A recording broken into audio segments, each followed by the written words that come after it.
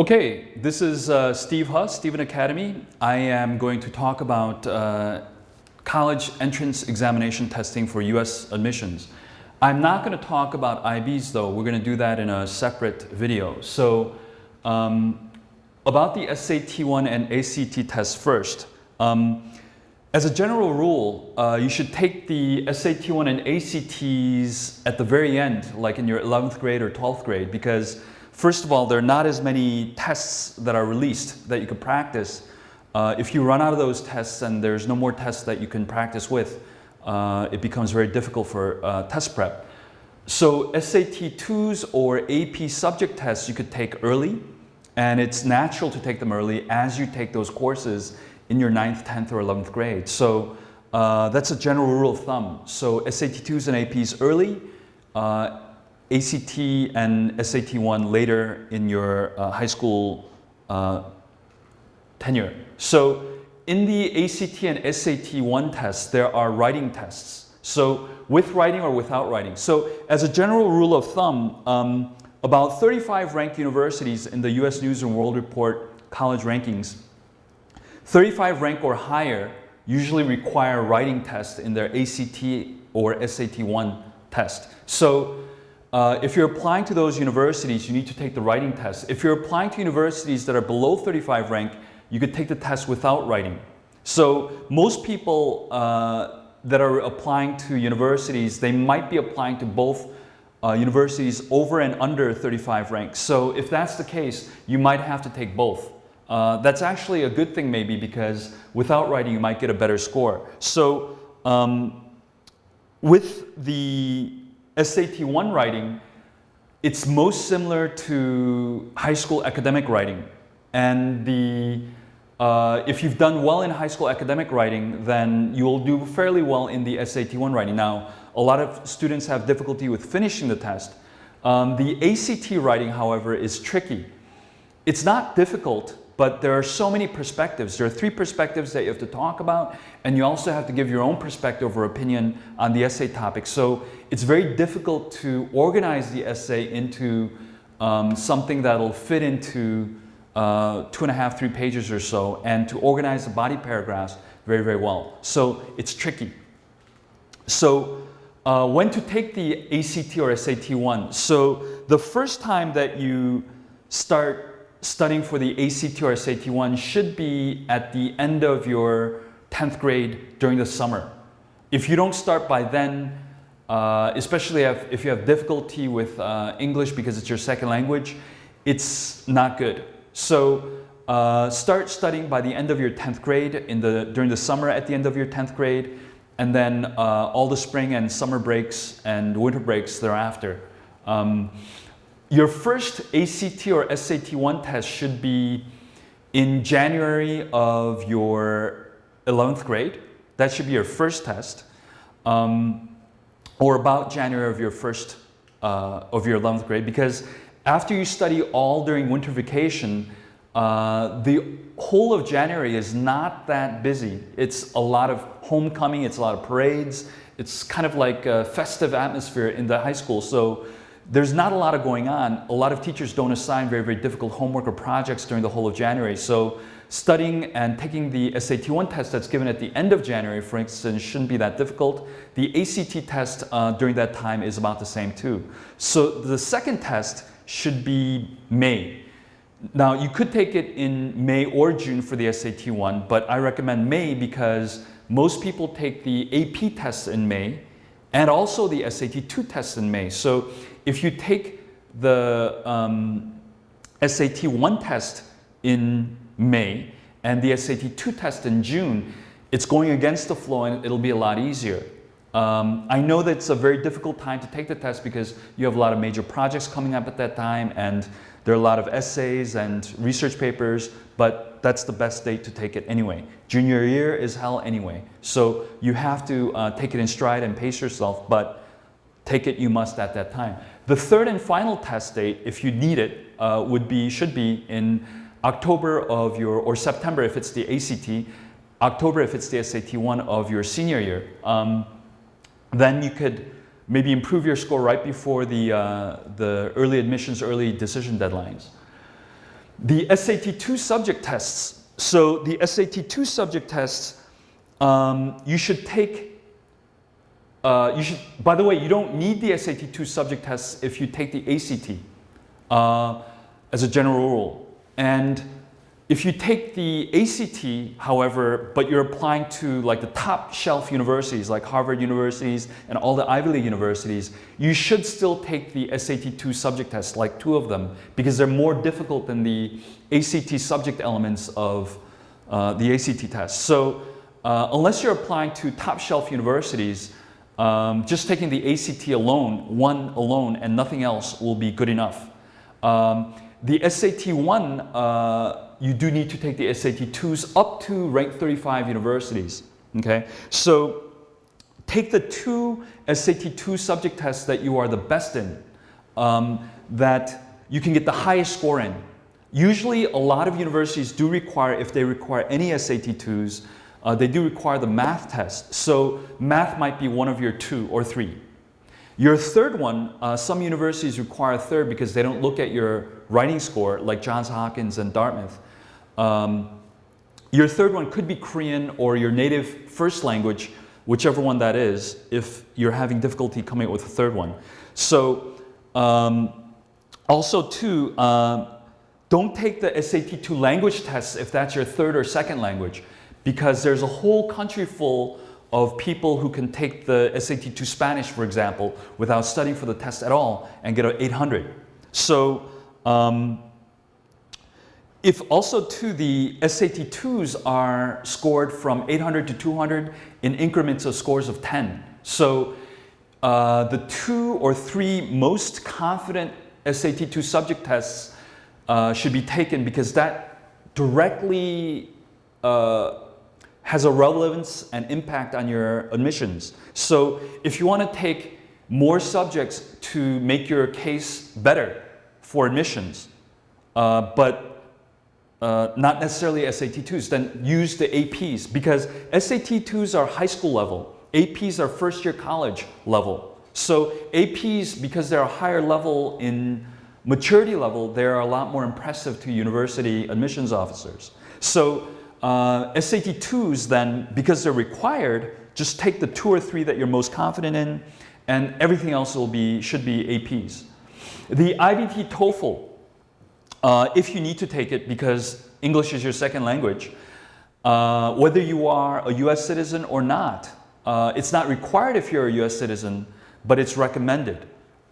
Especially if your first language is not English. You could send that score, they won't require it, but you can send that score and they'll look at it. So the rule is it's required for the IBT TOEFL if your SAT-1 verbal score is 430 or below. I think that would be like I should have looked that up in the ACT too. But you can look it up online what a 430 reading score equivalent is in ACT. But if it's a 430 or below, you're required to take the TOEFL test. I heard this from another admissions officer at an international school in Korea. And he has a lot of experience, and so I take his word for it. If you score, he said, 600 or below in the SAT-1 reading, and again, look up the ACT equivalent. If you score 600 or below, you should take the TOEFL, IBT TOEFL test. You should take, not required, but recommended. Because the difficulty of the ACT or SAT-1 reading is much, much more difficult than the TOEFL. So because of the difficulty level, as a second language speaker of English, you might do worse in the ACT and SAT-1, but because the difficulty level in the TOEFL test is much easier, you could do a lot better in the TOEFL test comparatively to the ACT or SAT-1. So it's recommended to show that you are a viable student when you get on campus, and you could learn these classes in English and write your essays in English and do all these things in English to show that you're a viable student. So IBT TOEFL. So IBT TOEFL is not like the ACT or SAT-1. You don't need to get a higher score in TOEFL to get into the university. So it's an on-off thing. If you score high enough to show that you have proficiency in English, that's good enough. So 105 is about the best score you can have in TOEFL test to show that you have quite a lot of proficiency in TOEFL without needing to score any higher. Most universities, if they have a minimum requirement at all, the highest requirement is usually 100 on the IBT TOEFL. There's also 90, 80, and 63. Okay, so maybe as a general rule of thumb, there are no minimum TOEFL requirement for top 50 ranked universities, because if you're applying to top 50 ranked universities, they figure your English is good enough. But most 50 to 100 ranked universities require a TOEFL of about 100. Below about 80 rank to about 100 rank or below, they'll require something like 80 or 90, depending on the school. Sometimes 80, sometimes 90. If you get into California State University schools, I've seen those schools have a minimum requirement of 63. But California State Universities are quite good universities, actually, because they draw from the same pool of university professors as the University of California schools, and they're paid the same rate. So the quality of the teaching is the same, but the price of tuition is much lower. It's like with dormitory and tuition, it's like $30,000, below $30,000, while University of California universities can be $70,000. AP subject tests. So AP subject tests are college level again, so they're more impressive than SAT-2s. AP tests are not required for admissions at all. Okay, so they're only tip factors. So again, in one of the YouTube videos that I made for grades alone, I said that universities are ranked in groups. So if you want to get into this group of university, you need to have a certain GPA, you need to have a certain SAT-1 or ACT score to get into this group. So public universities will be a very specific, not a group, but a very specific line of SAT-1 score or ACT score or GPA, okay? But private universities will be like a group. And so if you have higher AP scores or more AP scores, you can get into this group, most of them in this group, more favorably. So if you can get an A in the AP class, take the AP test too. And universities like that you take AP tests on your own, with studying on your own, without taking the AP course. But vice versa, if you take the AP course but don't take the AP test, that looks bad. Universities like students taking the AP test without taking the course, but high schools sometimes hate it. And counselors will penalize students for taking the AP test on their own because they think that students are score crazy and that they will ruin their GPA in general and make their profile much, much worse. So figure out what your counselor's position is on this. Usually international school students, counselors, and private universities that have a lot of Asian kids usually don't like kids to take a lot of APs in sacrifice of their GPA, for instance. So it can be used, AP scores or SAT-2 scores too for that matter, can be used to make up for low grades in a student's transcript somewhere. It can be, but the transcript low score is there already. It's not erased, but the AP or SAT-2 score can kind of make up for it and give at least another point of view. Maybe you had a bad teacher or some teacher that you didn't work well with. You wouldn't say that in your application, but you would say that maybe in an additional information field. Even though I did not well in the class, I wanted to show that I'm a viable student. You would add that in like maybe 2-3 sentences. So basically a rule of thumb about AP subject tests are IBs are difficult because of which high level or standard level class you're going to take. If you don't know what IBs are, that probably didn't make any sense to you, but APs are more difficult and are more impressive to universities in a different way. The more APs that you take, the more impressive you seem.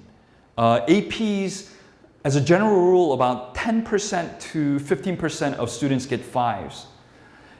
For AP students who are applying to universities, they're taking those AP courses because they're quite good students already. And if you're quite a good student, to test in the top 10% of the nation of USA And the whole world, for instance, if you're quite a good student and you're taking AP classes, scoring the top 10% nationally isn't that hard for those kinds of students, for students that are applying to top shelf universities. So, so taking like maybe as many as like 10 AP tests can help you a lot with your admissions to Ivy universities and top 10, top 20 ranked universities. But it probably won't be recommended for anybody else. So how many APs should you take? Rule of thumb is take as many APs as is about your level student in your high school. So if you're in the top 10% or top 25% of your high school, what is the prevailing number of APs that most students in that group of students are taking? Usually it's not more than 3. It's not more than 3. So 3 APs and 2 SAT2s are fine. If you want to get into the really heavy duty universities and you want to contest the number 1 student or number 2, number 3 student in your high school, take 10, take 5, take 8. But if you're like maybe 20 ranked student, don't take that many. Take about 3 and that should be good enough. You're not going to get into Harvard, but you should go into the top 20 universities fairly well. Maybe not the Ivy Leagues or maybe the low Ivies or the lower top 20 ranked universities. You should have no problems. So AP is not requiring prerequisites. These are good classes to take raw. When you've never taken any prerequisite courses or you don't need any additional knowledge to take these courses. So AP Economics, Micro Macro, if you read a lot of newspapers, you could kind of figure out a lot of the terminologies or a lot of the terminology will be familiar to you in AP Economics classes. Psychology too, you know, passive aggressive or words like that will be fairly familiar to you just from reading newspapers or in regular life. So psychology is very easy to kind of take on. Environmental science is kind of a low-level version of life sciences. So it's not as difficult as biology, AP chemistry, but it's kind of a mix of everything. Environmental science. It's more ecology too. It's more plant science too. So since it's a basic level compared to biology and chemistry, you could take that class easily without any prerequisites. Human geography is kind of like geography, maps, plus sociology. So studying cultures, studying people. So you don't need a lot of prerequisites for that too. Statistics is, and everything else below this is pretty hardcore math and science. So it's a little bit more difficult. It's a lot more difficult sometimes. But you technically just need some algebra and some geometry and some, I don't think you need as much as pre-calculus, but you could take the statistics course and you need a brain for math to do this. Computer science A is Java. Computer science principles isn't any computer language at all. It's just doing a lot of flow charting, doing a lot of the mechanisms of computer design. And then these are more, so previously were ones that were not necessarily hardcore English. These are kind of hardcore English, but they're easier than like English literature and composition. So English language, not a lot of people take English language and composition, not as much as English literature. So there's not a lot of literary analysis. It's more argumentation. World history and European history, a lot of American kids don't take world and European history, so there's not as much competition. Government and science comparative, not US, comparative. Not a lot of US students, again, take that course, so it's not as competitive. The APs requiring prerequisites, though, are mostly the science and maths. So, but a lot of second language speakers of English are very happy with taking these courses. So calculus, you need so many prerequisites, and those prerequisites are considered difficult enough that almost 45% of the students will get 5s on AP Calculus, BC, and AB, although it is still a difficult test. Chemistry and biology, you do need some fundamental science thinking to take on those courses. The physics courses, C is calculus-related physics. Physics 1 and 2 is non-calculus physics. So the APs that are difficult or competitive, the math and sciences are difficult and competitive too, but I've said that these are difficult and competitive because a lot of American kids, as second language speakers of English, you can't compete against really talented native speakers of English, American kids that are doing really well in their humanities and English, in US history, in AP literature, in AP government and politics US. Because US history and government politics US, American kids have been taking US history and government civics since elementary school once, junior high school again, high school again. So they're taking it a third time around, and you're competing against those kids that have taken a third time. So very difficult government politics US and US history. So unless you're very confident that you can do it well, I wouldn't recommend it. It is, in the opinion of many students, less material than world history or European history. So a lot of students consider that it's a lot more accessible. I would recommend talking to your teachers about whether you should take US history versus world history or European history. They would know you better than, and the test too, so they can make a better recommendation. Again, English literature, the kids that in America as first language speakers of English, when they do literature well, they can do it phenomenally well, astoundingly well. You can't compete against those kids. So unless you're really confident, I wouldn't recommend it. Even then, if you're fairly confident, I would recommend English language and composition and not literature first. And then see what that feels like before you attack literature. So there it is. We can do all of these subjects all year round at Stephen Academy. So come to us for AP classes. Tune into other YouTube videos about other elements in US college admissions. Okay? My name is Steve Ha for Stephen Academy. Thank you very much, and we'll see you next time.